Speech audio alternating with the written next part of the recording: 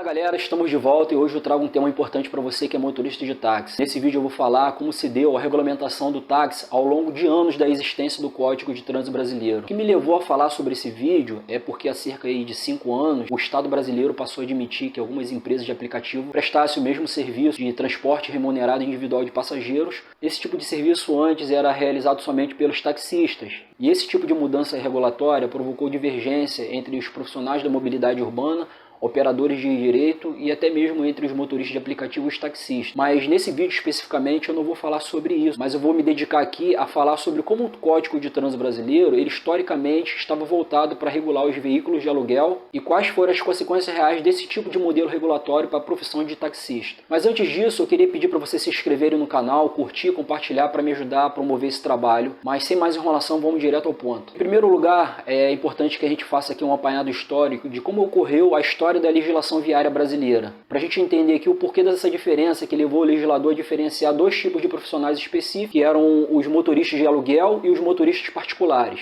O primeiro Código de Trânsito Brasileiro ele foi criado pelo governo Nilo Peçanha, em 1910. E o que predomina nesse Código de Trânsito Brasileiro era que o governo à época ele estava muito voltado para a construção de estradas e para as seguranças de automóveis. Nessa época o Código de Trânsito Brasileiro era bastante simples, até porque não se tinha a quantidade de carro como tem hoje e o país também era predominantemente rural. Nele havia só uma referência que era o transporte de viajantes lá no artigo 22. E uma curiosidade aí desse código é que os motoristas eram conhecidos como motorneiro, que era qualquer tipo de motorista que dirigisse algum automotor, podendo ser um veículo ou até mesmo um bonde. Outra curiosidade importante desse código é que ele não só estava ali voltado para estabelecer algumas normas muito primárias sobre regras de trânsito, mas também era um código que traçava um parâmetro a respeito de como as rodovias deveriam ser construídas. Depois desse código de 1910, a gente pula de 1928, que foi criado durante o governo Washington Luiz, que era o autor do lema "Governar é abrir estradas". Foi nesse período que o país produziu o primeiro código consistente voltado para a legislação de trânsito. Não só porque havia um esforço aí significativo do governo federal de padronizar a sinalização, mas também foi esse código que trouxe a ideia de polícia das estradas.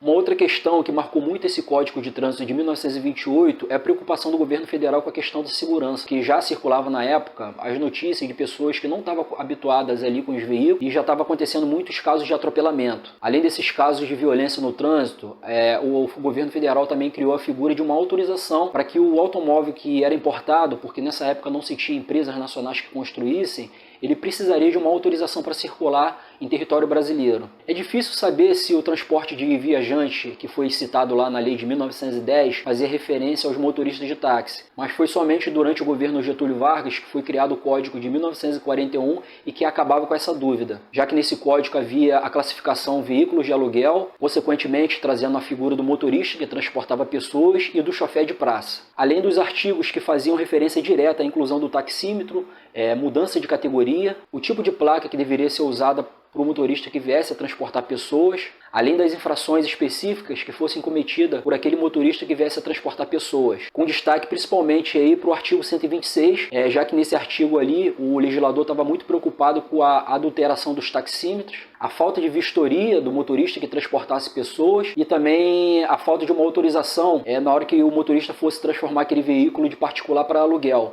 Especificamente nesse código de 1941 é que se acentua ainda mais a diferença entre o motorista particular e o motorista de aluguel. Essa herança normativa ela foi herdada pelo atual Código de Trânsito Brasileiro de 1997. A gente está falando de uma legislação aí que tem basicamente mais de 80 anos de orientação legislativa, onde o legislador estava a todo momento ali de criar um dispositivo jurídico ali que estabelecesse regras mínimas para que o motorista viesse fazer o transporte de pessoas. Pulamos agora para o código que foi criado durante o regime militar, que foi o de 1968, onde o governo federal passa para os municípios a competência para regular o veículo de aluguel, agora conhecido como táxi. Foi também a partir desse Código de Trânsito de 1968 que as prefeituras passaram a arrecadar tributo dos taxistas e a fiscalizar o setor, principalmente relacionados a questões que envolvessem a distribuição de autonomia e a fiscalização dessa categoria de motoristas específicos. A novidade desse decreto, que diferencia ele dos Códigos de Trânsito anteriores, é que o governo federal passa a desconcentrar a questão da administração do trânsito para os municípios. Alguns anos depois, esse código de 1968 ele foi substituído pelo de 1997, que é o que vigora atualmente em 2022.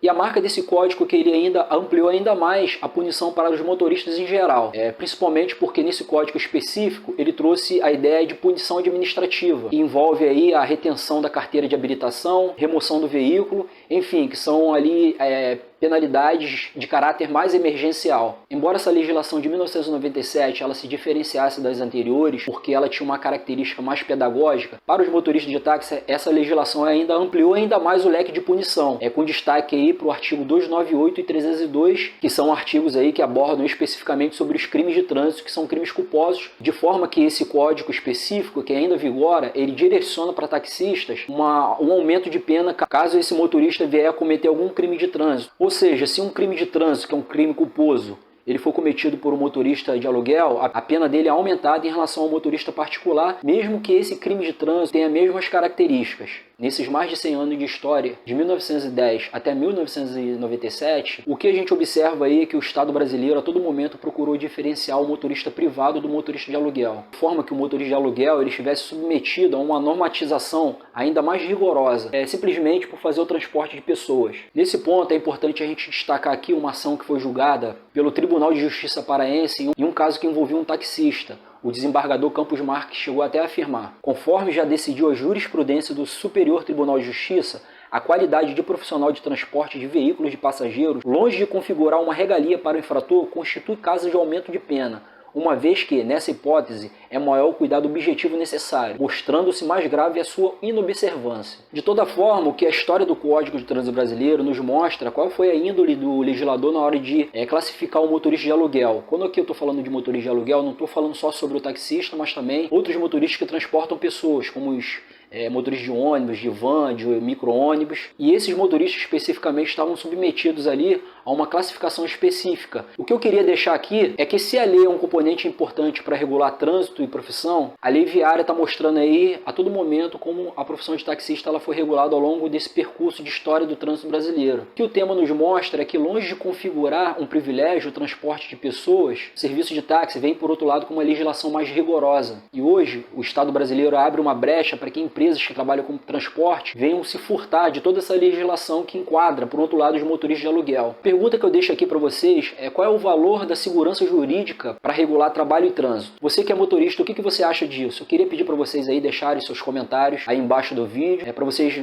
curtirem, compartilharem o vídeo, ajudar a promover esse canal, porque nisso vocês vão me ajudar bastante. Eu termino por aqui, um grande abraço a todos. Obrigado.